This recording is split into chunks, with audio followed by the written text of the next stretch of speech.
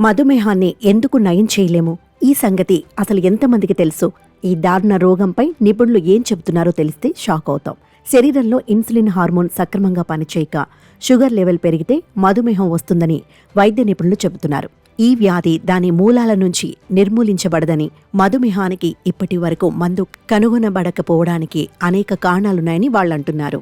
మొదటి విషయం ఏమిటంటే, అనేక రకాల హార్మోన్లు, ఎంజైమ్లు మధుమేహ వ్యాధిలో ఉంటాయి. దాని సంక్లిష్టత కారణంగా చికిత్స చేయడం కష్టం. జన్యుపరమైన కారణాల వల్ల కూడా ఈ వ్యాధి వస్తుంది. అంటే ఇది ఒక తరం నుంచి మరొక తరానికి కూడా వెళుతుంది. దీనివల్ల కూడా చికిత్స చేయలేమని వివరించారు.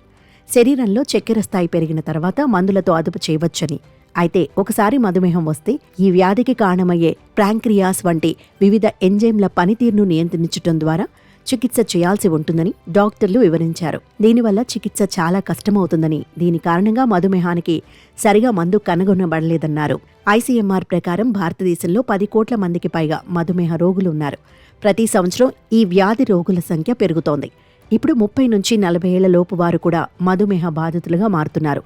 చెడు ఆహారపు అలవాట్లు, చెడిపోయిన జీవనశైలి కారణంగా ప్రజలు ఈ వ్యాధి బారిన పడుతున్నారు.